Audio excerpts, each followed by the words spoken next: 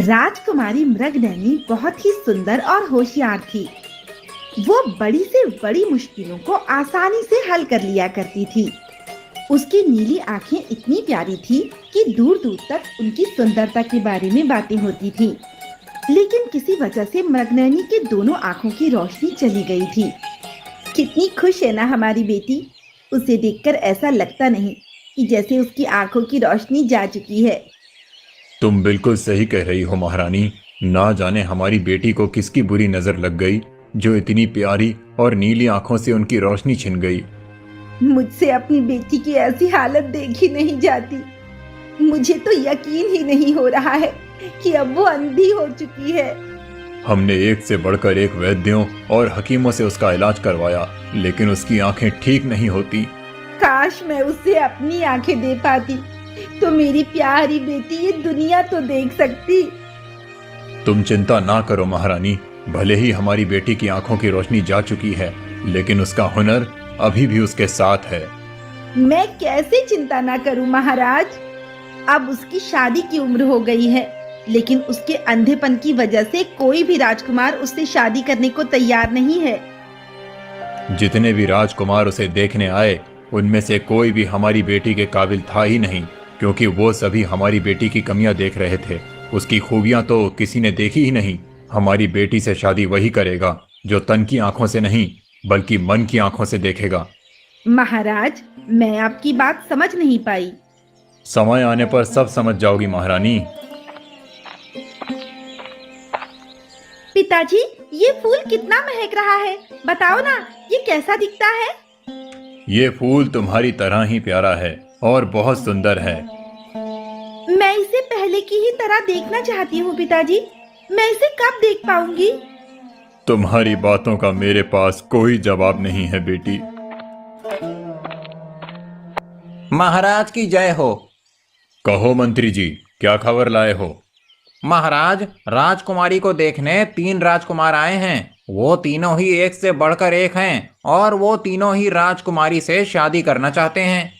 मंत्री जी, जाओ और उनसे कह दो कि राजकुमारी किसी से नहीं मिलना चाहती। लेकिन क्यों महारानी? वो इसलिए कि जरूर वो सभी राजकुमार राजकुमारी की सुंदरता से प्रभावित होकर यहाँ आए होंगे। लेकिन जैसे ही उन्हें ये पता चलेगा कि अब वो अंधी हो चुकी है, तो वो सभी उसे नापसंद कर देंगे। महारानी, राजकुमारी के साथ अब ऐसा बिल्कुल भी नहीं होगा, ये मैं आपको विश्वास दिलाता हूँ। वो कैसे? वो ऐसे कि मैंने उन सभी राजकुमारों को पहले ही राजकुमारी के अंधेपन के बारे में बता दिया है, लेकिन फिर भी वो सभी उनसे विवाह करने को तैयार हैं। ये तो बहुत अच्छी बात है मंत्री जी। तब तो फिर हम जरूर उन सबसे मिलना चाहेंगे। जी महाराज, आप उन सभी से मिलिए और राजकुमारी के लिए योग्य वर का चुनाव कीजिए। आप तीनों अपना परिचय दीजिए। महाराज, मैं हूँ सारंगपुर का राजकुमार अतुल और मैं राजकुमारी मृगनयनी से विवाह करना चाहता हूँ। मेरा नाम राजीव है महाराज। मेरे पिता रतनगढ़ के राजा हैं। मैं राजकुमारी मृगनयनी के बारे में सब कुछ जानता हूँ, फिर भी उससे विवाह करना चाहता हूँ। महाराज, महाराज, ये राजकुमार अशोक हैं। इनके पिता पुंजापुरा के राजा हैं। उनका राज्य बहुत विशाल है जो दूर दूर तक फैला हुआ है। लेकिन हमने तो आज तक सारंगपुर, रतनगढ़ और पुंजापुरा जैसे किसी भी राज्य के बारे में नहीं सुना। आपने अब तक इन तीनों ही राज्यों के नाम इसलिए नहीं सुने क्योंकि ये तीनों ही राज्य हमारे राज्य से बहुत दूर हैं। अगर ये तीनों राज्य हमारे राज्य से बहुत दूर हैं, तो फिर वहाँ के राजकुमारों को राजकुमारी मृगनयनी के बारे में पता कैसे चला? राजकुमारी मृगनयनी की सुंदर नीली आंखों की तारीफ दूर दूर तक होती है, जिसे सुनकर ही ये यहाँ उनसे विवाह करने चले आए। आप हम पर विश्वास कीजिए महाराज। हमें आप पर पूरा भरोसा है मंत्री जी, इसीलिए हम इन तीनों राजकुमारों में से किसी एक से अपनी बेटी का विवाह करेंगे। रुकिए महाराज, ये तीनों आपसे झूठ बोल रहे हैं। तुम कौन हो और ऐसा कैसे कह सकते हो? महाराज, मैं आपके राज्य का चरवाहा हूँ। कल जब मैं जंगल में गाय चरा रहा था, तब मैंने मंत्री जी को इन तीनों के साथ देखा था और इनकी बातें भी सुनी थी। क्या सुना था तुमने? मैंने सुना था कि संतु आगे कुछ बोल पाता उससे पहले ही महाराज, ये चरवाहा नहीं बल्कि चोर है। इसी ने कुछ दिनों पहले महल में चोरी की थी। इसे तुरंत बंदी बना लिया जाए। राजा गोवर्धन मंत्री की बात मानकर संतु को कैद खाने में बंद कर देते हैं। लगता है अब बहुत ही जल्दी तुम्हारी शादी हो जाएगी। वो तीनों ही राजकुमार बहुत सुंदर हैं। लेकिन माँ, मुझे तो कुछ गड़बड़ लगती है। कोई गड़बड़ नहीं है बेटी। उस चोर की बातों की वजह से तुम ऐसा सोच रही हो। हमें मंत्री जी पर पूरा भरोसा है।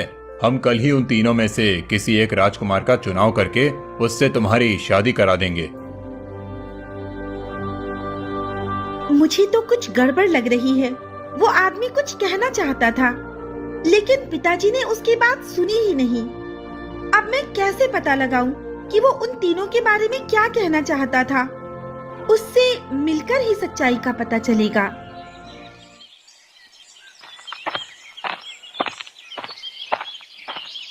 वो चरवाहा बड़ा होशियार बनने चला था। चला मेरी पोल खोलने। उल्टा मैंने ही अपनी की हुई चोरी का इल्जाम उस पर लगा दिया। उसे काल कोठरी में बंद करवा दिया। अब तो बहुत ही जल्द मेरी आखिरी चाल भी कामयाब होने वाली है, जिसके बाद मैं बनूंगा इस राज्य का राजा।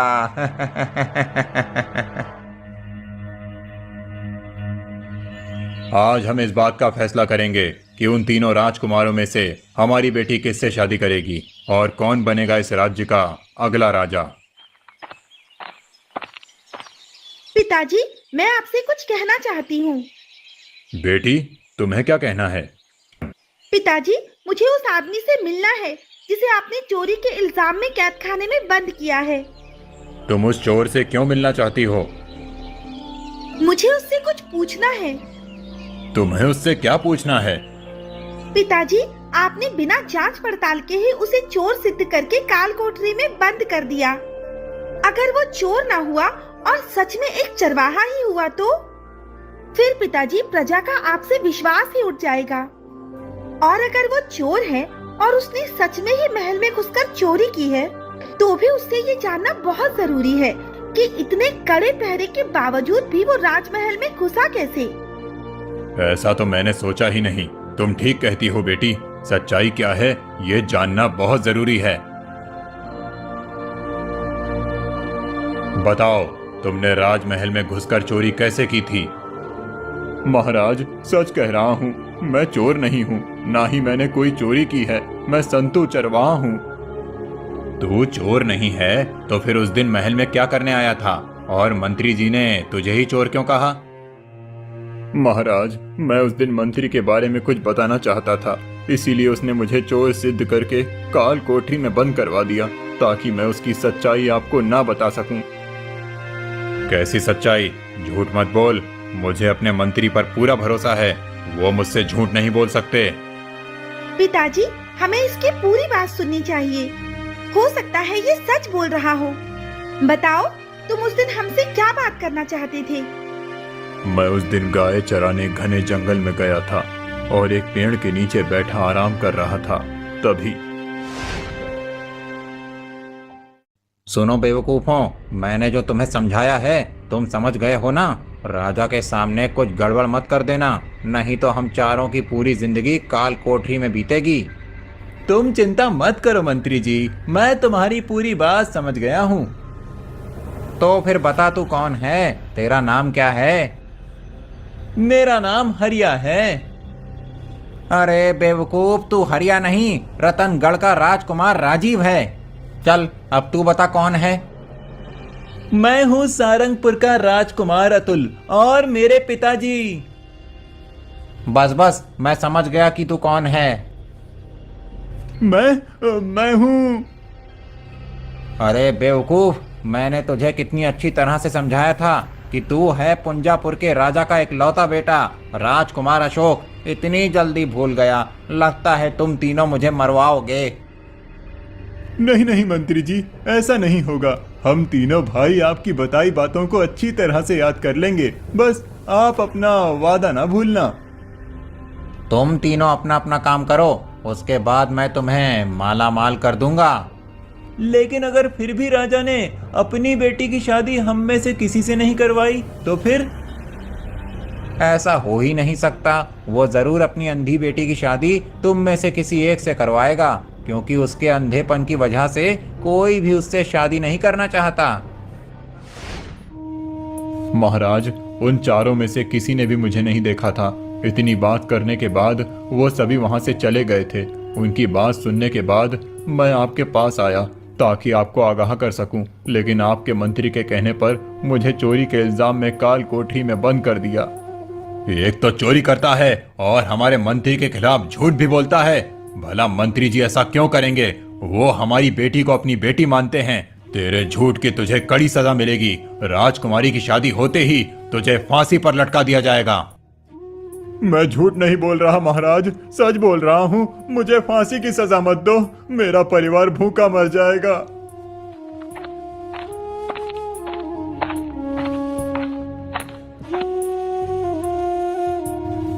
बेटी, अब तो तुमको यकीन हो गया ना कि वो चोर है। उसी ने चोरी की थी। ना सिर्फ चोरी बल्कि झूठा भी है। नहीं पिताजी, मुझे ऐसा नहीं लगता। तुम बहुत भोली हो बेटी, इसीलिए तुम्हें उस चोर की बातों में सच्चाई नजर आ रही है। महाराज की जय हो। महाराज, तीनों ही राजकुमार आपके फैसले का इंतजार कर रहे हैं। तुम चलो, हम अभी आते हैं और अपना फैसला सुनाते हैं। जो आपकी आज्ञा महाराज। मैं ये औषधि हिमालय के बहुत बड़े वैद्य के पास से लाया हूँ। हो सकता है इसे खाने के बाद राजकुमारी की आंखों की रोशनी वापस आ जाए। मैंने तुमसे कहा था ना बेटी। क्या कहा था महाराज? कुछ खास नहीं मंत्री जी, आप ये दवाई हमें दे दीजिए, हम इसे मृगनयनी को खिला देंगे। जी महाराज।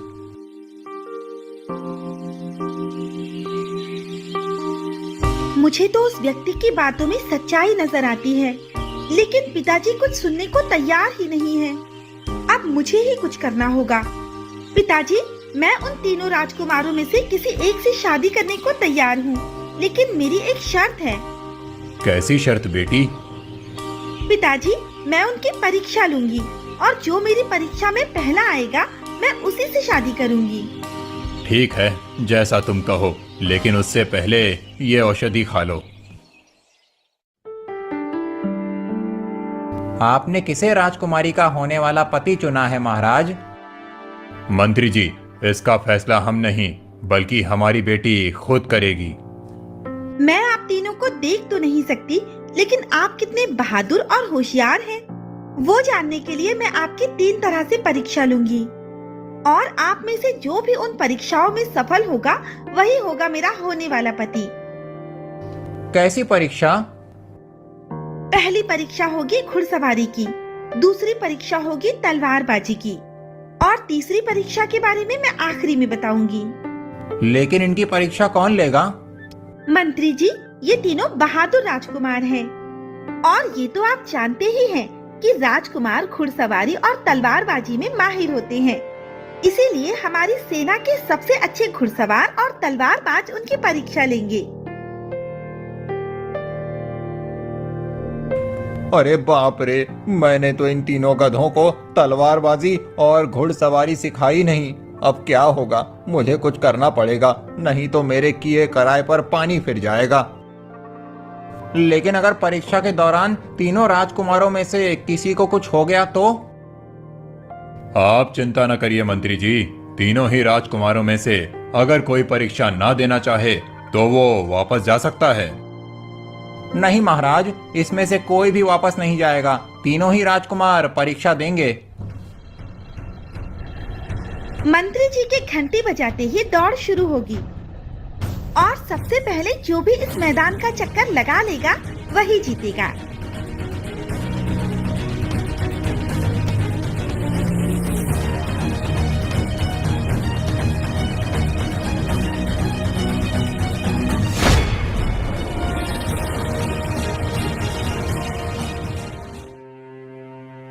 आप तीनों तो बुरी तरह हार गए। ऐसा लगता है जैसे आपको घुड़सवारी आती ही नहीं है।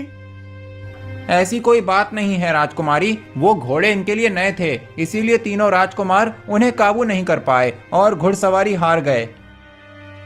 ठीक है, मैं आपकी बात मान लेती हूँ, लेकिन तलवारबाजी के लिए इनके पास खुद की तलवार है या नहीं?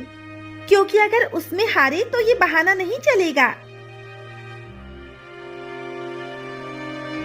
तीनों राजकुमार एक एक करके इस तलवारबाज से मुकाबला करेंगे और जिसके हाथ से पहले तलवार नीचे गिरेगी या जो सबसे पहले नीचे गिरेगा वो हार जाएगा।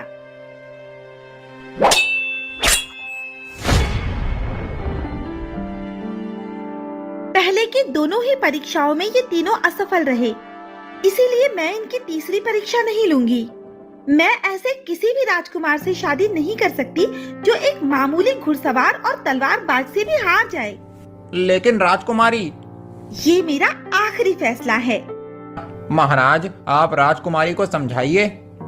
राजकुमारी ठीक कह रही हैं। जब लोगों को यह पता चलेगा कि राजकुमारी का होने वाला पति एक मामूली घुड़सवार और तलवारबाज को नहीं हरा सका, तो वो क्या सोचेंगे? आप इन्हें सम्मान पूर्वक यहाँ से विदा कर दीजिए।